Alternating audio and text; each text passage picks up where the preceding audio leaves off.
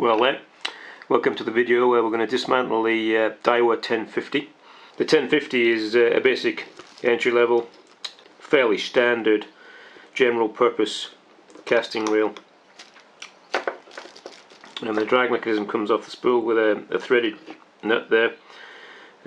Obviously quite a bit older than some of the push button systems, or maybe they just didn't have the patent for the push button systems, who knows. Okay, now the handle has this locking nut which sets it in place, and not really sure why they did it that way, although I actually think it's quite good, better than some of the others in fact, but there you go.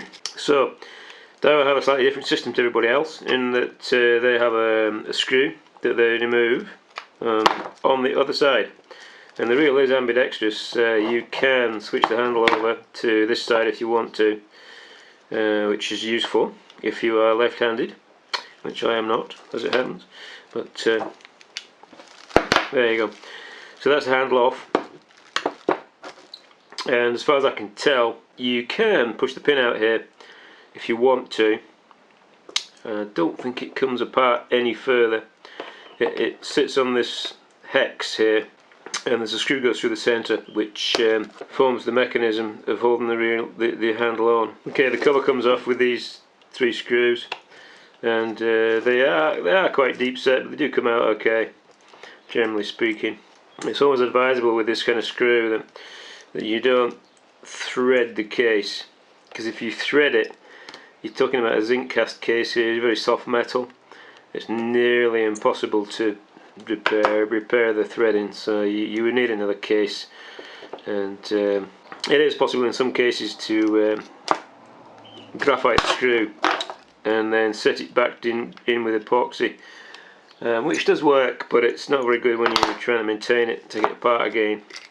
It's a bit of a shame really. But okay, so the 1050 plate contains part of the ratchet mechanism, which does come off, although strangely the handle for the ratchet mechanism is actually on the main body. Right, so that's your plate disassembled. I'm going to actually give this a coat of paint, so because I want to use this reel over in the sea there to do bait fishing. Right, where we're at here is this is actually a fairly typical mechanism inside reels these days, where you've got a pin here, which I don't know if I can get that out with my fingers. I might need a pair of pliers, but oh yeah, it's coming out, But the pin is essentially loose, and it just lifts free, and as you can see, it's slightly bent, so that may need to be repaired with a little tap with a hammer on a flat surface to get it back again. And this is the main cog, which does seem to be in good condition, as it happens. Doesn't seem to be too badly worn. Pretty solidly built though,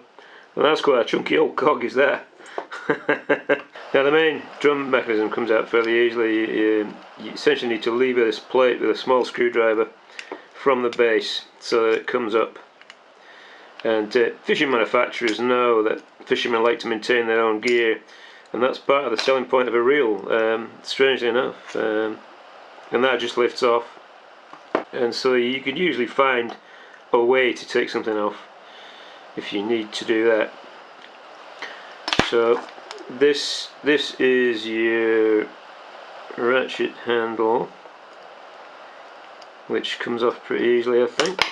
Yeah, I think there's also an interior part which I would say comes off on the inside, and it does indeed do so. So this plastic part, this just lifts off. You get a screwdriver behind it and lever it away, and that's your main chassis for the reel, which is actually in pretty good condition, although the paint's a bit grotty. Okay, so now this has been done, you can then lift the spool pin right out, and there's a little washer at the top there which can be taken off if you need to. So we're now left with this, which is the bearing area, and I think that's crimped in. I don't think you can take that off.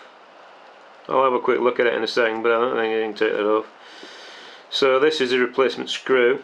When I got this reel it was threaded, the thread had snapped off, so I very carefully removed it, and that's a replacement, it's not the original.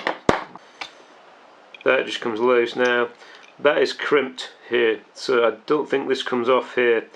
If you take this part apart here, you probably will be able to get that off. So the Bale Arm mechanism, this is a screw with a plastic washer, what they call a turret screw I think, or a castellated screw, and that just lifts off that mechanism there. And there is a little piece here which connects to the spring which is inside here.